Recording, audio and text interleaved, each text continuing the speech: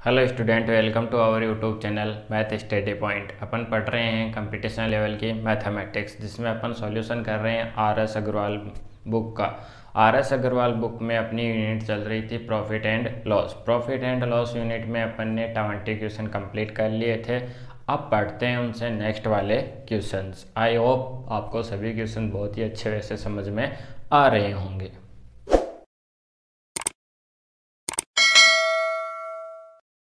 20 question complete होने के बाद में अब पढ़ेंगे अपन 21 नंबर क्वेश्चन। तो देखो क्या फाइंड आउट करने के लिए बोल रहा है 21 नंबर क्वेश्चन।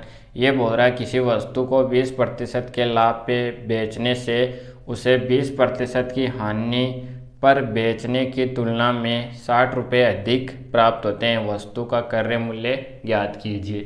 ये बोल रहा है कोई वस्तु है, अगर इसको आप 20% के प्रॉफिट पे बेचोगे या फिर आप इसको 20% के लॉस पे बेचोगे, तो 20% हानि के बजाय अगर आप इसको 20% लाभ पे बेचोगे तो आपको कितना रुपया एक्स्ट्रा मिलेगा? 60 रुपया एक्स्ट्रा मिलेगा।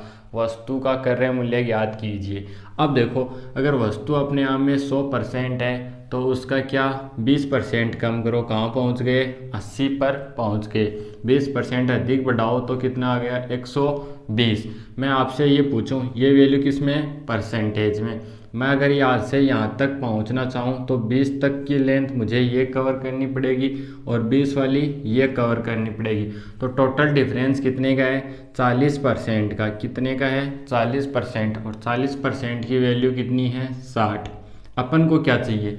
अपने आप में क्या है? 100%। कॉस्ट प्राइस क्या होती है अपने आप में? 100%। तो 100% का रिजल्ट चाहिए। देखो 0 से 0 गया, ये 2 बार और ये 3 बार, यानी कि 2% की वैल्यू कितनी आ गई? 3। अपन को चाहिए 100% का रिजल्ट। क्या चाहिए? 100% का रिजल्ट। तो किससे मल्टीप्लाई करेंगे? 50 से। इधर भी आप किससे मल्टीप्लाई कर दो? 50 से। तो वस्तु का क्रय मूल्य क्या आ जाएगा? 150 रुपये। आ गई बात समझ में? कितना रिजल्ट आएगा? 150। अब अपन फाइंड आउट करेंगे क्वेश्चन नंबर 22। देखो क्वेश्चन नंबर 22 क्या बोल रहा है? ए ने कोई वस्तु बी को 25% के लाभ पर, ए ने कोई वस्तु किसको दी है? बी को। किस पे? 25% के प्रॉफिट में। जैसा क्वेश्चन बोले वैसा अपन पढ़ते जाते हैं। बी ने उस वस्तु को 20% के लाभ पर सी को, बी ने उस वस्तु को 20% के लाभ पर सी को दे दिया। फिर आगे चलो, सी ने डी को 10% लाभ पे बेची। सी ने डी को 10% के लाभ पर बेची। फिर लास्ट में, यदि डी ने इसे 330 रुपये में खरीदा। डी ने कितने रुपए में खरीदा? 330 रुपये में खरीदा। तो ए ने उसे कितने रुपए में खरीदा? तो अपन को फाइंड आउट करना है कि ए उसे कितने रुपए में खरीदेगा। मैंने ये क्वेश्चन आपको कल भी बताया था, बहुत ही इजी क्वेश्चन है। देखो ए से और डी से मतलब है अपन को, तो ए बी आ जाएगा, फिर बी सी, फिर सी डी। इनका मल्टीपल यहाँ, इनका मल्टीपल यहाँ। देखो बी से बी कट गया, सी से सी कट गया। किसका रेशियो आएगा? ए और डी का रेशियो आने वाला है। 25% का मतलब 1/4, यानी कि 4 वाली वैल्यू कहाँ पहुँच गई? 5 पे। वर्दी हो रही है, प्रॉफिट पे बेच रहे हैं। 20% का मतलब 1/5। 5 वाला रिजल्ट कहाँ पहुँच जाएगा? 6 पे पहुँच जाएगा। 10% का मतलब 1/10। 10 से रिजल्ट कहाँ पहुँच जाएगा?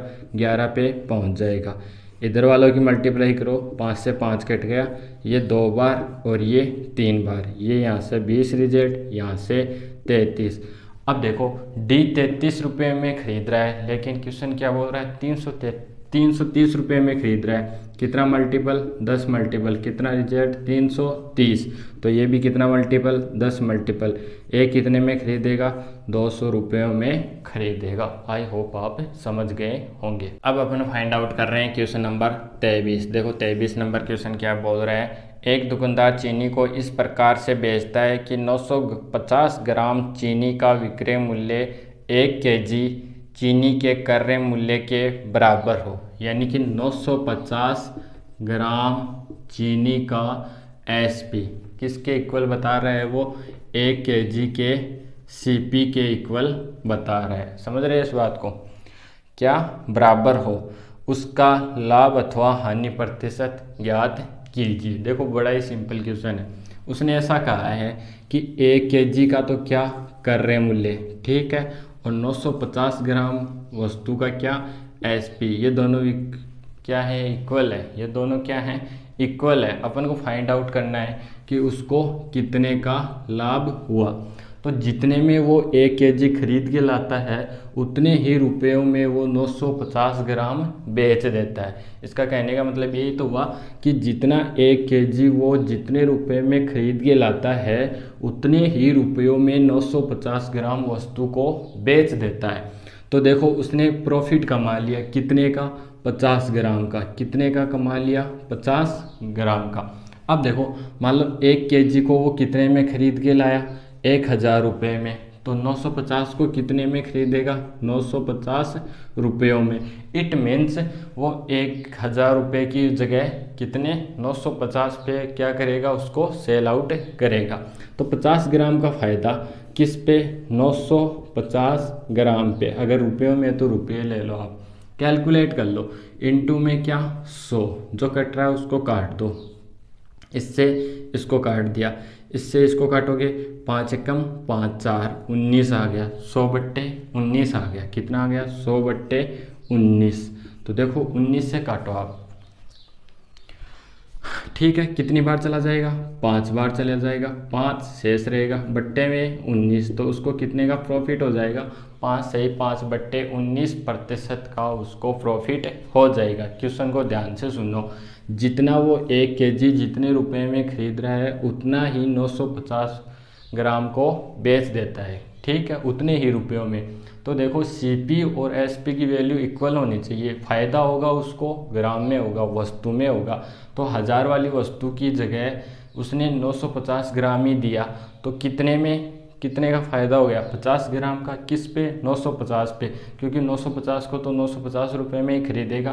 तो ये रिजल्ट आ गया। तो उसका प्रॉफिट कितना आ गया, 5 से 5/19% उसका क्या आ गया, प्रॉफिट आ गया। अब अपन फाइंड आउट करेंगे क्वेश्चन नंबर 24। देखो 24 नंबर क्वेश्चन अपन से क्या फाइंड आउट करने के लिए बोल रहा है, यदि किसी निर्माता का लाभांश 10%, थोक विक्रेता का लाभांश 15% तथा फुटकर विक्रेता का लाभांश 25% हो तो उस वस्तु का उत्पादन मूल्य क्या होगा जिसका फुटकर मूल्य 1265 रुपये है। उसने कहा है कि पहले कोई निर्माता है उसको कितना प्रतिशत लाभ होना चाहिए, 10% का।